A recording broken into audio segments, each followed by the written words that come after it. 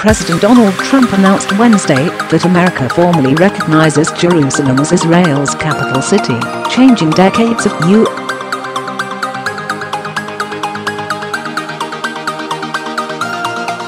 policy in a brief afternoon speech, and casting the move as a bid to preserve, not derail, aspirations for regional peace.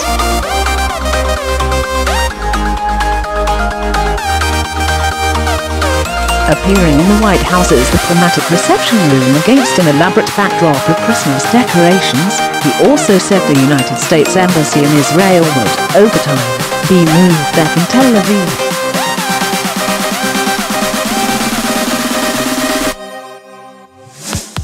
Israel is the only country where the United States has an embassy in a city that the host nation does not consider its capital.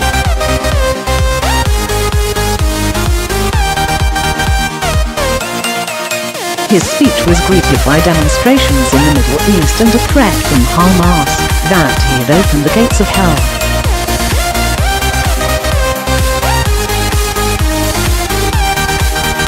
Palestinian secular and Islamist factions called a general strike on Thursday after tens of thousands took to the streets on Wednesday night.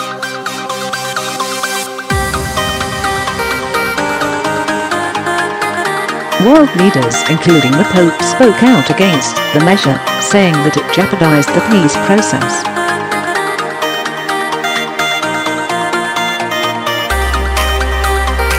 But Trump was unrepentant, that he was doing the right thing. I have determined that it is time to officially recognize Jerusalem as the capital of Israel, Trump said.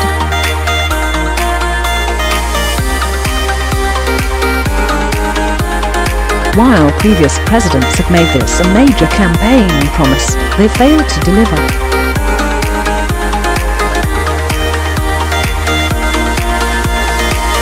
Today I am delivering. When I came into the office, I promised to look at the world's challenges with open eyes and very fresh thinking, he said, leaning heavily on a mid-1990s federal law that demanded the embassy's relocation.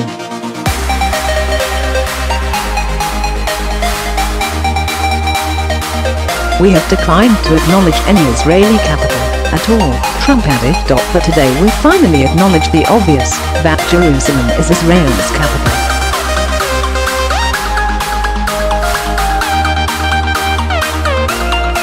This is nothing more or less than a recognition of reality. It is also the right thing to do.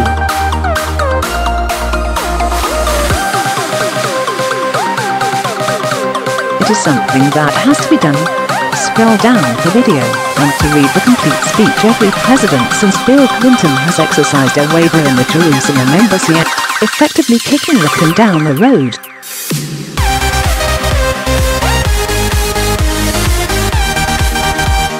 Trump said that has brought the world no closer to a peace agreement between Israel and the Palestinians.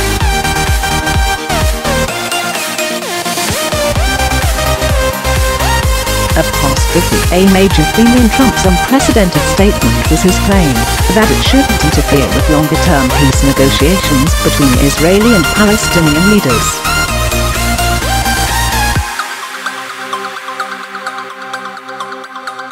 What the speech did not spell out was how that could be the case, and there was no briefing from the White House afterwards to expand on Trump's case.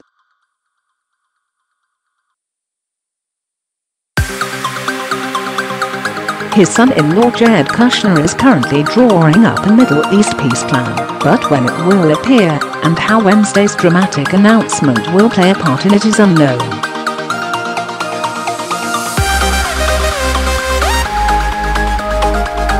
Notably, Kushner, 36, a former property developer, was not present for Trump's speech and proclamation signing.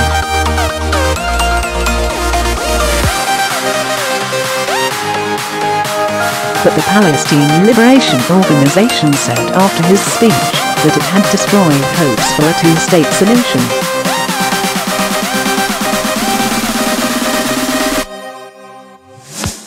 The terror group Hamas said Trump had opened the gates of hell.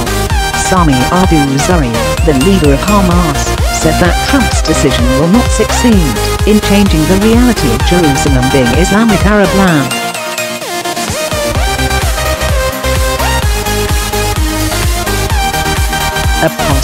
This decision is foolish, and time will tell that the biggest losers are Trump and Netanyahu.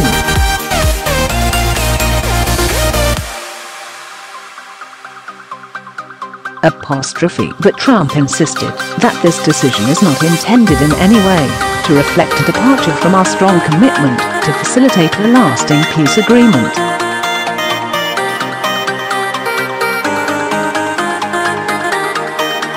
We want an agreement that is a great deal for the Israelis and a great deal for the Palestinians.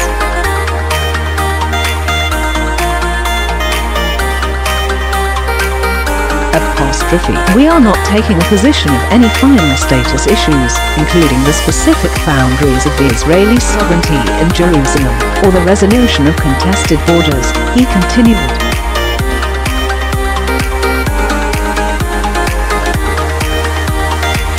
Those questions are up to the parties involved.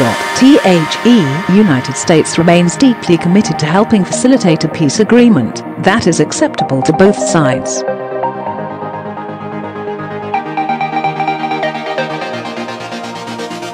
I intend to do everything in my power to help forge such an agreement. Trump said the United States will continue to support a two-state solution to the Israeli-Palestinian standoff, if agreed to by both sides.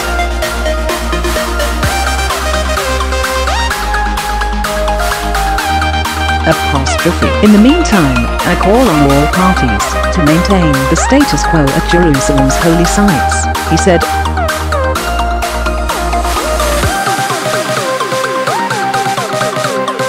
Jerusalem is today, and must remain, a place where Jews pray at the Western Wall, where Christians walk the Stations of the Cross, and where Muslims pray at Al-Aqsa Mosque, Trump added.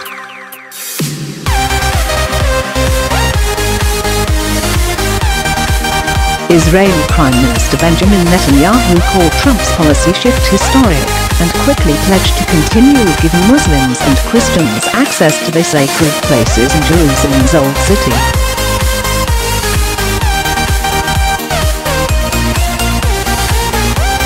Trump insisted that ordering a move of the embassy's location would immediately begin the process of hiring architects, engineers and planners, so that a new embassy, when completed, will be a magnificent tribute to peace.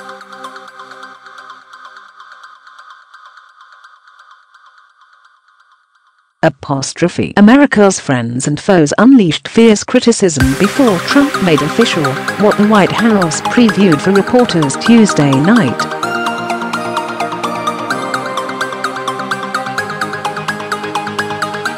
But Trump stuck to his guns, calling his decision an act of political courage. The president previewed his big announcement during a cabinet meeting, which he said concerns Israel and the Palestinians in the Middle East.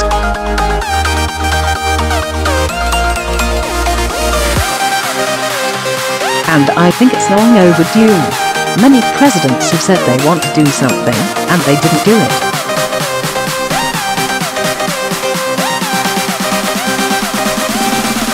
Whether it's through courage or they change their mind, I can't tell you. But a lot of people have said we have to do something, and they didn't do it.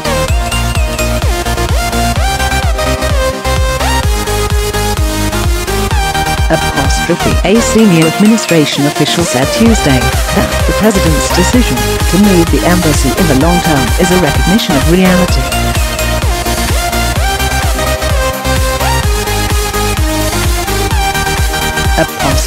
While Israel welcomed the news, Palestinian officials declared the Mideast peace process finished, and Turkey announced it would host a meeting of Islamic nations next week to give Muslim countries' leaders an opportunity to coordinate a response.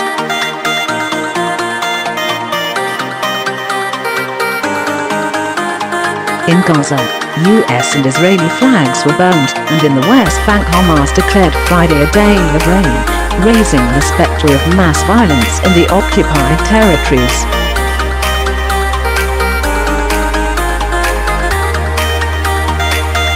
Israeli security forces braced for violence as well. Pope made a plea for Trump to rethink urgently, and spoke out at his weekly general audience in Rome.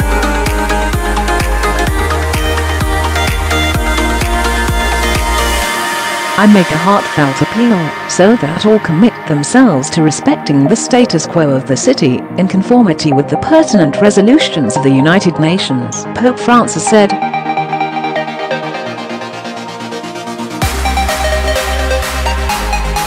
The Roman Catholic pontiff told thousands of people at his general audience, "I cannot keep quiet about my deep concern about the situation that has been created in the last few days."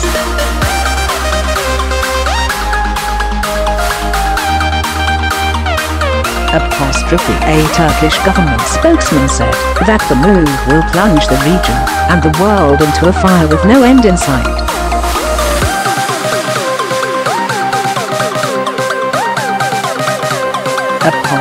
In the UK, Prime Minister Theresa May said she would challenge the country's closest ally.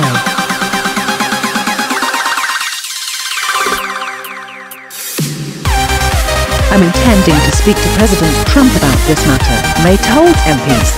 "Our position has not changed. It has been a long-standing one, and it is also a very clear one.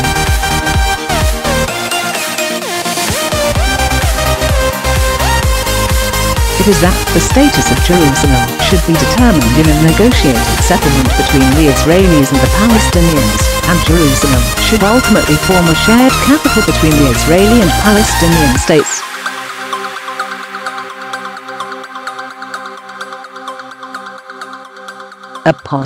The harsh global reaction cast questions about the feasibility of a brewing U.S.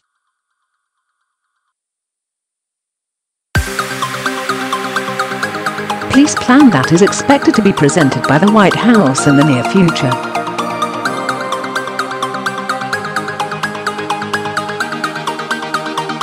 Trump would effectively be making a declaration of war, the Palestinians' chief representative to Britain said Wednesday before the president's speech.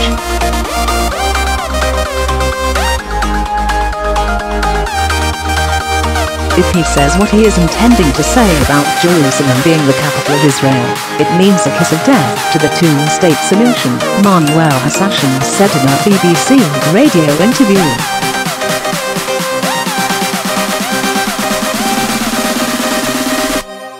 He is declaring war in the Middle East. He is declaring war against 1.5 billion Muslims and hundreds of millions of Christians that are not going to accept the holy shrines to be totally under the hegemony of Israel, Hassan added.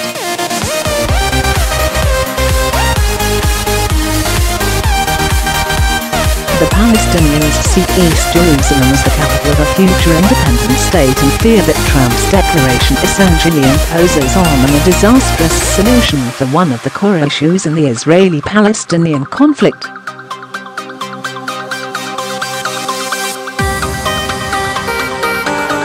There is no way that there can be talks with the Americans. The peace process is finished.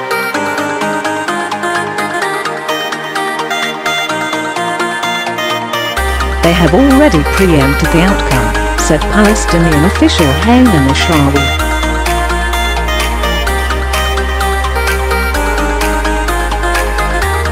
They cannot take us for granted. The U.S. decision destroys the peace process, added Palestinian Prime Minister Rami Hamdallah.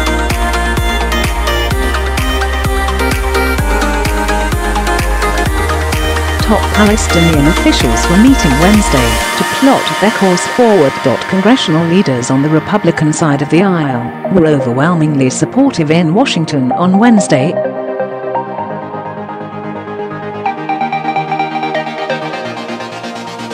"This is a day that is long overdue," said Republican Speaker of the House Paul Ryan.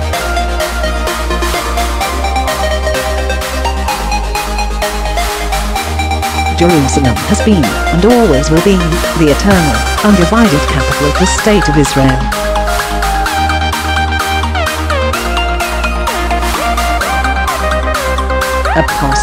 Trump's decision comes at the wrong time and unnecessarily inflames the region, said.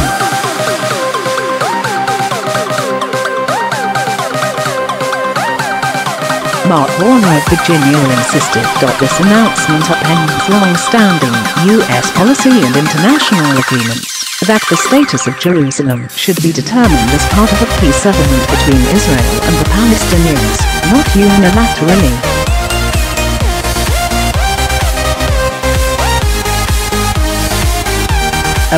Among Trump's critics Wednesday was Nicholas Burns, a former member of the Foreign Policy Board, while Democrat John Kerry was Secretary of State and a faculty member at Harvard's Kennedy School of Government.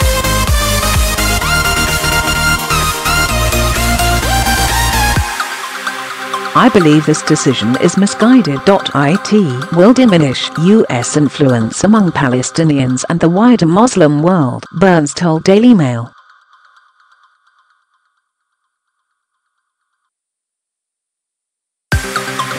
The State Department is already warning Americans about the possible reaction worldwide.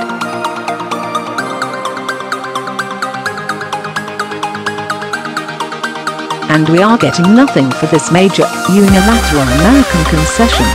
Moving the embassy will be a long process.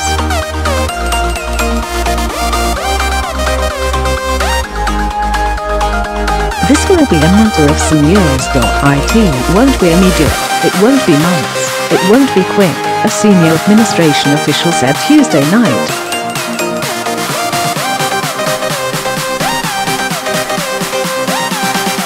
For instance, he said, the United States was looking at moving out of Grosvenor Square in London for a long time.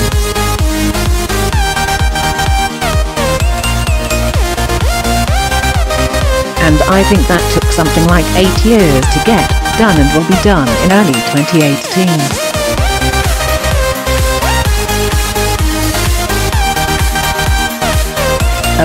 It is a practicable impossibility to move the embassy tomorrow, another official said.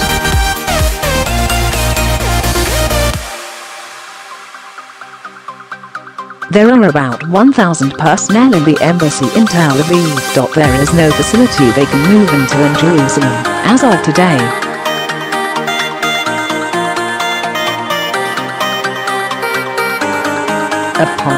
It will take some time to find a site, address security concerns, design a new facility, fund a new facility, working with Congress, obviously, and build it.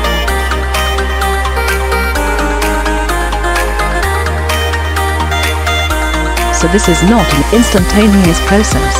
Israel's Prime Minister, Benjamin Netanyahu, said on Facebook that our historical national identity is receiving important expressions every day.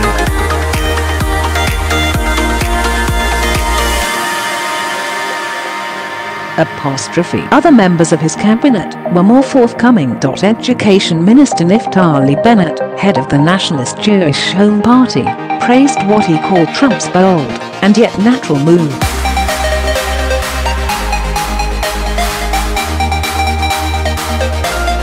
The sooner the Arab world recognizes Jerusalem as our capital, the sooner we will reach real peace.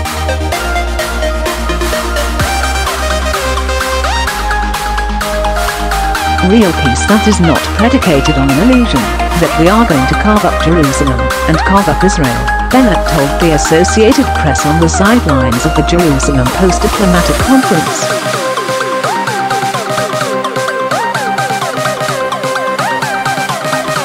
The Family Research Council, an American evangelical Christian group, was enthusiastic.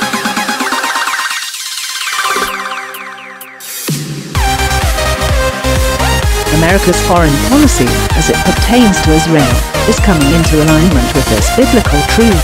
Jerusalem is the eternal and indivisible capital of the Jewish state, the group's president Tony Perkins said.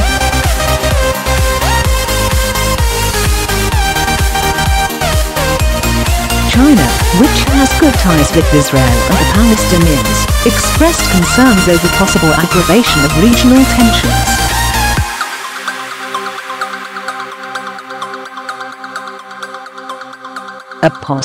Chinese Foreign Ministry spokesman Zheng Shuang said during a news briefing that the status of Jerusalem was a complicated and sensitive issue and China was concerned that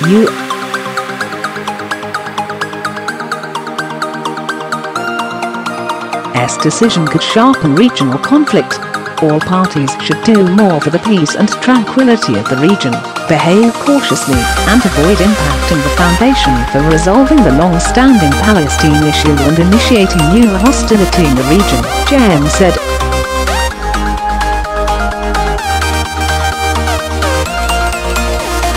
Russia, a key Middle East player, expressed its concern about a possible deterioration.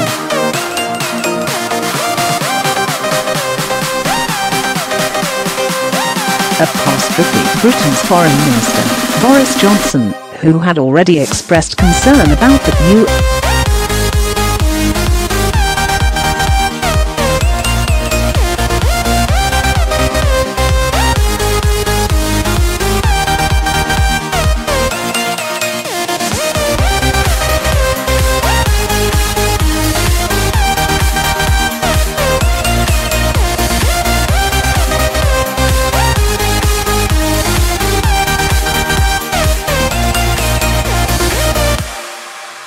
We have no plans ourselves to move our embassy.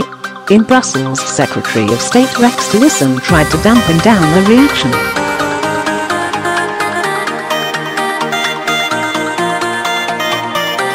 The president is very committed to the Middle East peace process, Tillerson told reporters at a meeting of NATO foreign ministers in Brussels.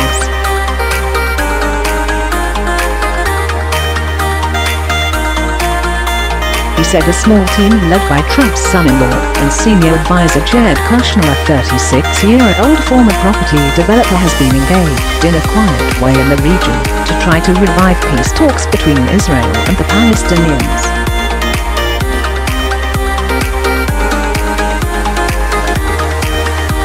We continue to believe there is a very good opportunity for peace to be achieved, and the president has a team that is devoted to that entirely, Tillerson said.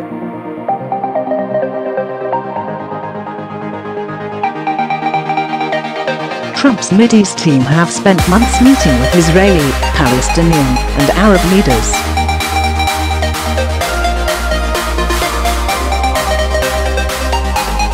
Details of their long-awaited plan remain a mystery. Clearly this is a decision that makes it more important than ever that the long-awaited American proposals on the Middle East peace process are now brought forward, Johnson told reporters in Brussels.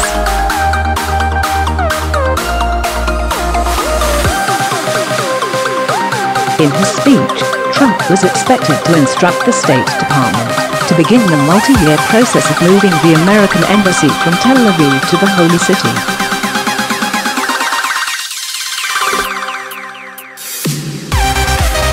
It remained unclear, however, when he might take that physical step, which is required by U.S.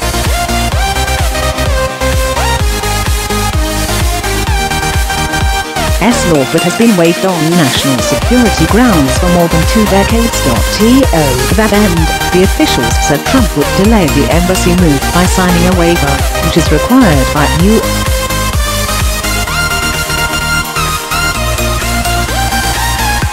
U.S. law every 6 months. He will continue to sign the waiver until preparations for the embassy move are complete.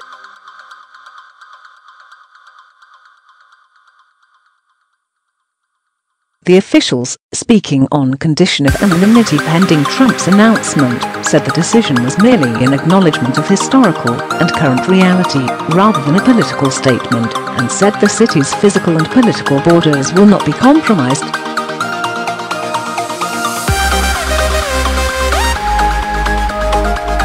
They noted that almost all of Israel's government agencies and parliament are in Jerusalem, rather than Tel Aviv, where the U.S.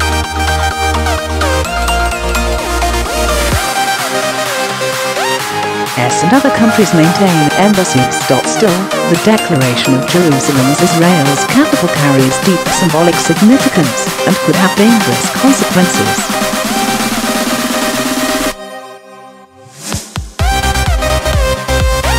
The competing claims to East Jerusalem, the section of the city captured by Israel in 1967, have frequently boiled over into deadly violence over the years.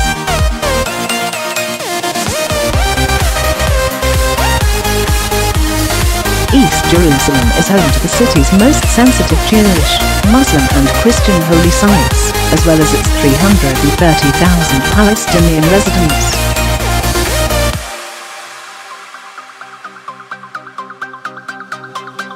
The United States has never endorsed the Jewish state's claim of sovereignty over any part of Jerusalem, and has insisted its status be resolved through Israeli-Palestinian negotiation.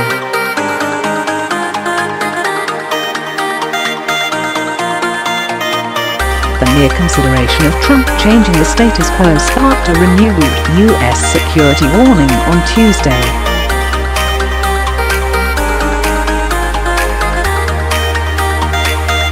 America's consulate in Jerusalem ordered U.S. personnel and their families to avoid visiting Jerusalem's Old City or the West Bank, and urged American citizens in general to avoid places with increased police or military presence.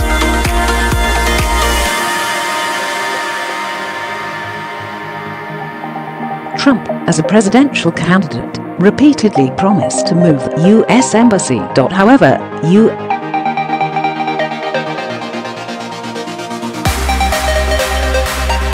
leaders have routinely and unceremoniously delayed such a move since President Bill Clinton signed the law in 1995 stipulating that the United States must relocate its diplomatic presence to Jerusalem unless the commander-in-chief issues a waiver on national security grounds.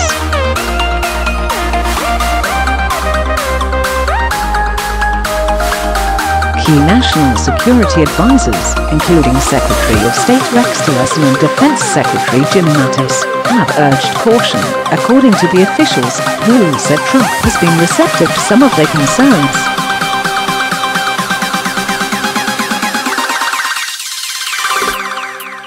Three faiths and thousands of years of history have shaped the embassy battle. Jerusalem has been a contested site for centuries, and today three major world religions, Judaism, Islam, and Christianity, lay claim to various holy sites and monuments there, all of them on the Temple Mount.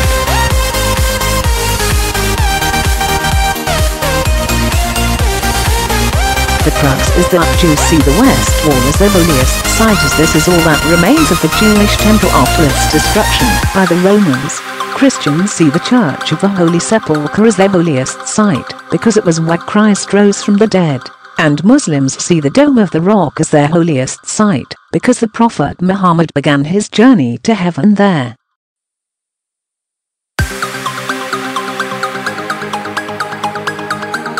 Three faiths, one city. Jews revere the Western Wall, Christians the Holy Sepulchre, and Muslims the Dome of the Rock. The importance of each has echoed down history.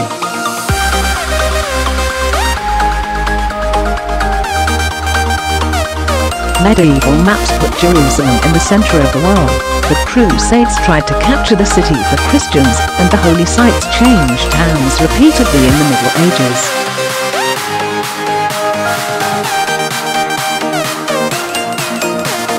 By the 1800s, Jerusalem had a population of just 8,000 people and was a backwater in the Ottoman Empire, but that was to change rapidly as colonial powers fought over the Middle East. Christian revivalists moved into the city, and Zionism became a significant political movement among the world's Jews.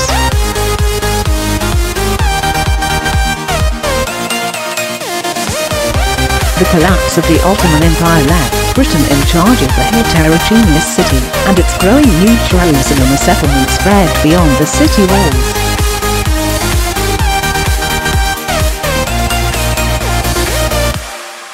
Jewish immigration boomed and tensions grew, with a pogrom in 1920, then growing attacks from Zionist groups on British forces.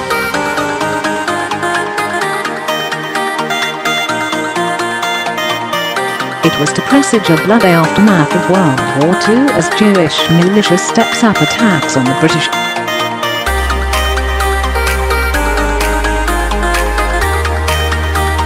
But the immediate roots of Trump's dramatic announcement lie in the messy history of the Middle East after World War II.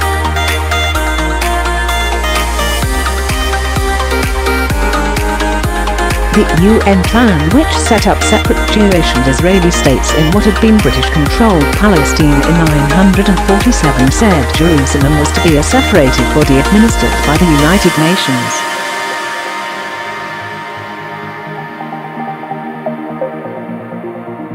The State of Israel was declared in 1948, and over the next year recognized by countries including the U.S.,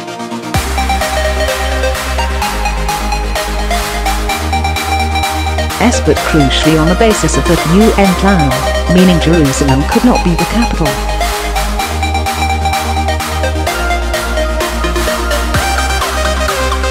Israeli soldiers, after capturing East Jerusalem from Jordan in 1967, conflict which rolled into 1949 ended in an armistice which left Israel controlling the west of the city and Jordan the east, and Israel's president called the city Israel's eternal capital.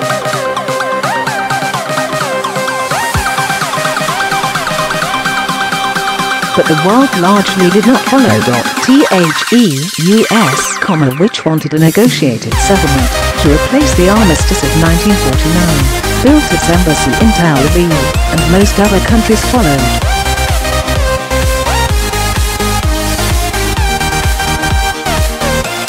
The situation was upended in 1967, when the Six-Day War's spectacular victories gave Israel control of Jerusalem and the West Bank.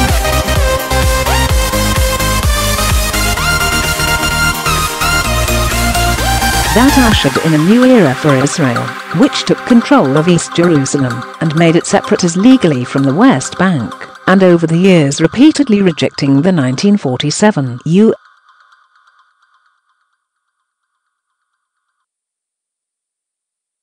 position of the city's special status. Repeated efforts to settle the issue have involved the final status of Jerusalem being part of the negotiations towards a deal.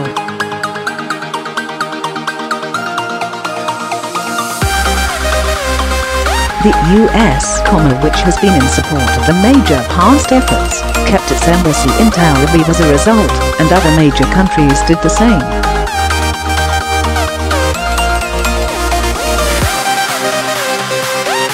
Tel Aviv is the undoubted economic capital of Israel, but the country's parliament and the president are in Jerusalem, and diplomats have to go there to be officially recognized, and for many meetings with the country's government.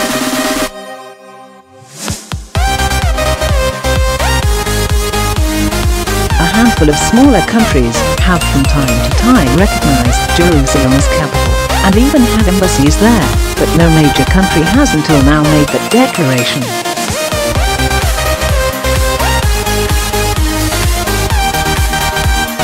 In Israel and Palestine, both sides appear determined to have Jerusalem as their capital, and no peace plan has ever got far enough to test whether potential compromises which have been offered, such as an international trust administering the holy sites, and the creation of a Palestinian capital in the suburbs, would actually happen.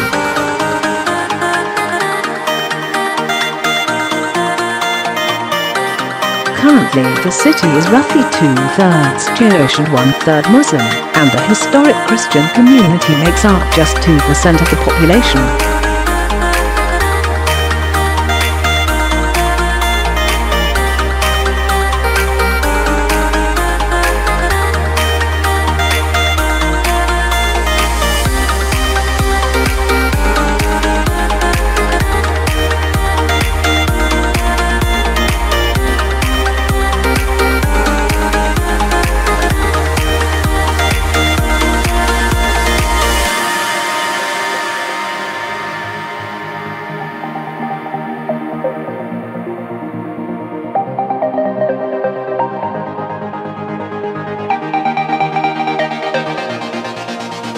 Such terminology is favored by Israeli officials and would imply Israel's sovereignty over East Jerusalem.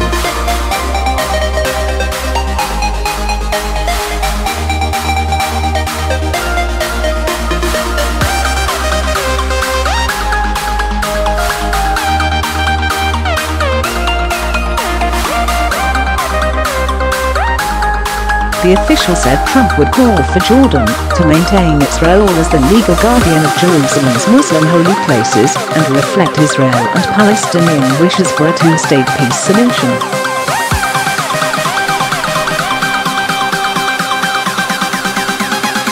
Elsewhere, however, reactions were skeptical, especially across the Muslim world. Turkish Foreign Minister Mevlut Cavusoglu said the whole world is against Trump's move, and the supreme leader of Iran, Israel's staunchest enemy, condemned Trump.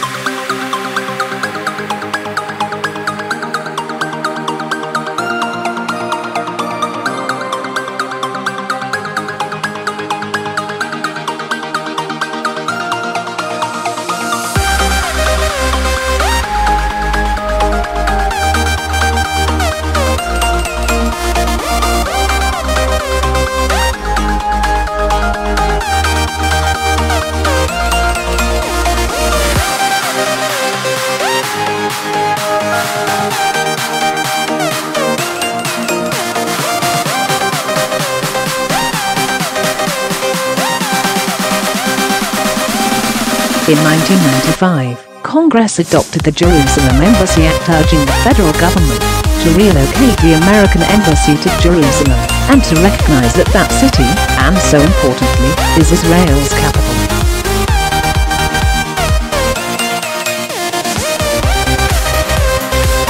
This act passed Congress by an overwhelming bipartisan majority. And was reaffirmed by unanimous vote of the Senate only 6 months ago.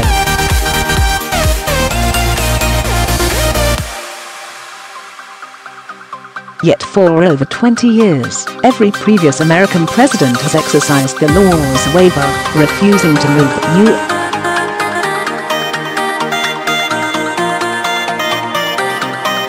U.S. embassy to Jerusalem, or to recognize Jerusalem as Israel's capital city. Presidents issued these waivers under the belief that delaying the recognition of Jerusalem would advance the cause of peace.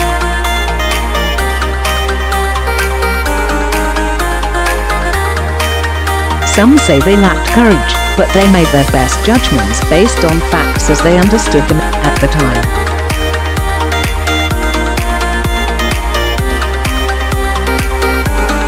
Nevertheless, the record is in. After more than 2 decades of waivers, we are no closer to a lasting peace agreement between Israel and the Palestinians.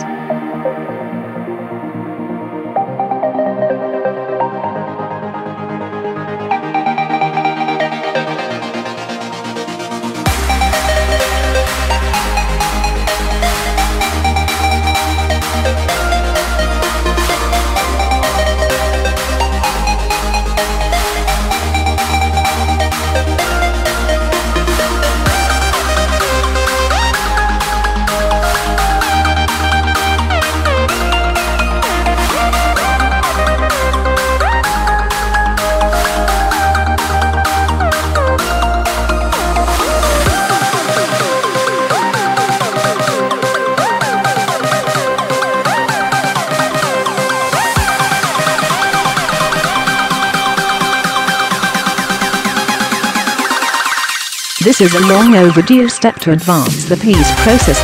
And to work towards a lasting agreement.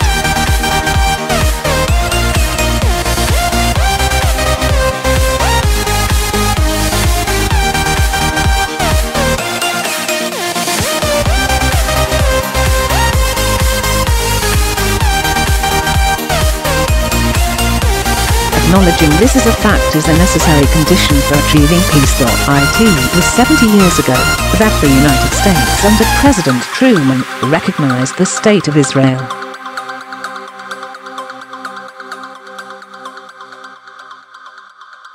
Ever since then, Israel has made its capital in the city of Jerusalem, the capital the Jewish people established in ancient times.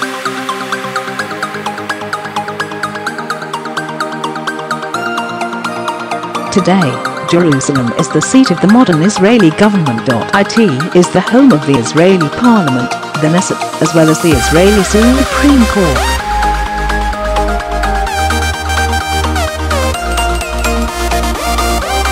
It is the location of the official residence of the Prime Minister and the President.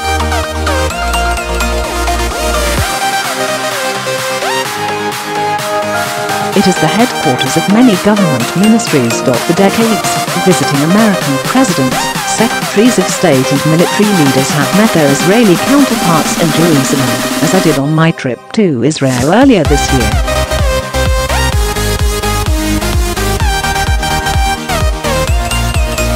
Jerusalem is not just the heart of three great religions, but it is now also the heart of one of the most successful democracies in the world.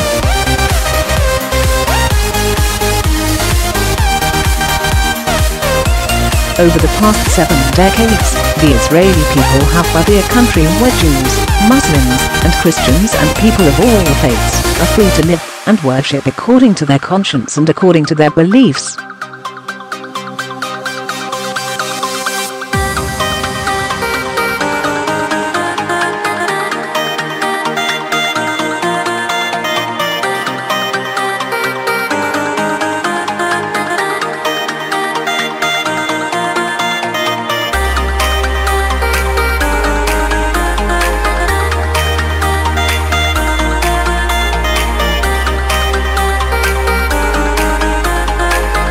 In fact, we have declined to acknowledge any Israeli capital at all. But today we finally acknowledge the obvious.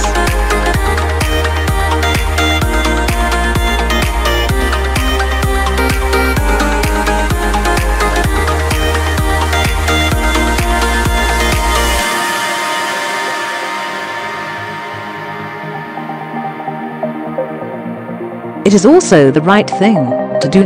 It is something that has to be done. That is why, consistent with the Jerusalem Embassy Act, I am also directing the State Department to begin preparation to move the American Embassy from Tel Aviv to Jerusalem.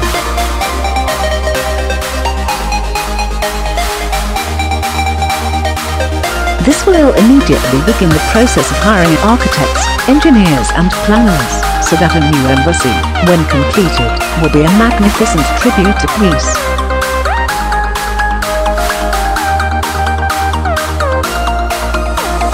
In making these announcements, I also want to make one point very clear.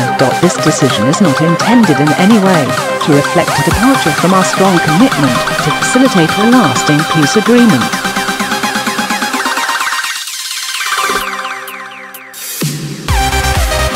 We want an agreement that is a great deal for the Israelis and a great deal for the Palestinians.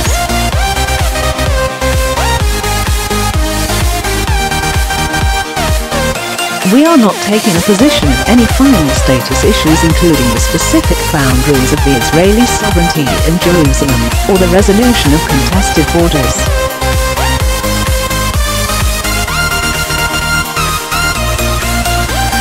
Those questions are up to the parties involved. The United States remains deeply committed to helping facilitate a peace agreement that is acceptable to both sides.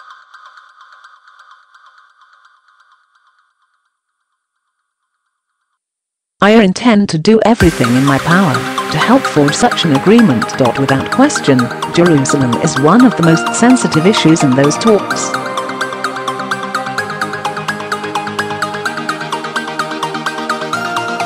The United States would support a two-state solution, if agreed to by both sides. In the meantime, I call on all parties to maintain the status quo at Jerusalem's holy sites, including the Temple Mount, also known as Haram al-Sharif.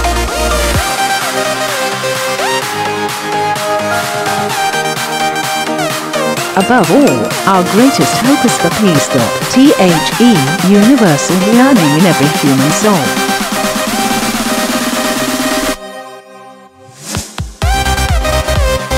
The with today's action, I reaffirm my administration's long-standing commitment to a future of peace and security for the region.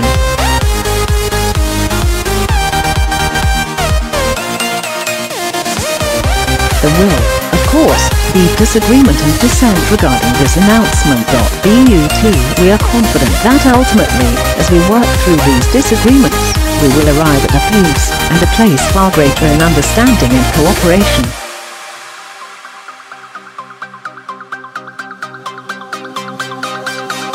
This sacred city should call forth the best in humanity. Lifting our sights to what is possible, not pulling us back and down to the old fights that have become so totally predictable.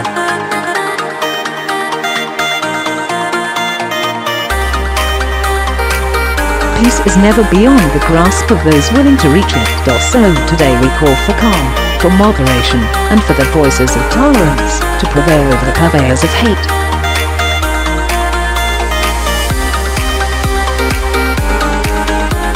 Our children should inherit our love, not our conflicts. I repeat the message I delivered at the historic and extraordinary summit in Saudi Arabia earlier this year. The Middle East is a region rich with culture, spirit, and history.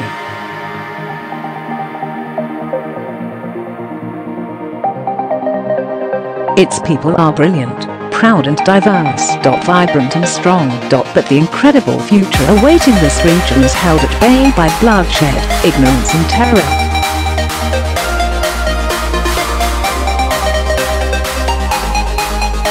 Vice President Pence will travel to the region in the coming days to reaffirm our commitment to work with partners throughout the Middle East to defeat radicalism that threatens the hopes and dreams of future generations.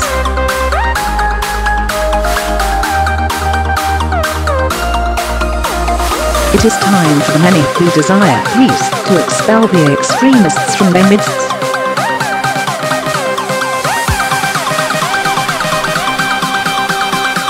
It is time for all civilized nations and people to respond to disagreement with reasoned debate, not violence.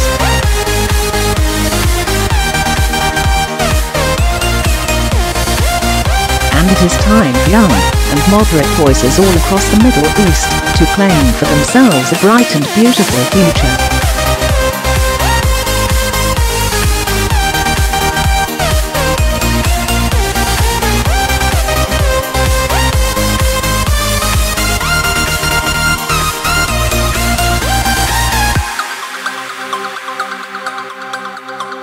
Let us rethink old assumptions and open our hearts and minds to possible and possibilities.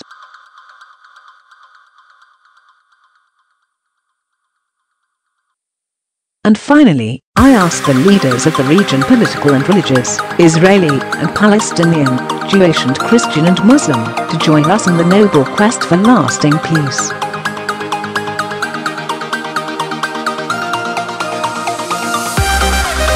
Thank you. God bless you. God bless Israel. God bless the Palestinians, and God bless the United States.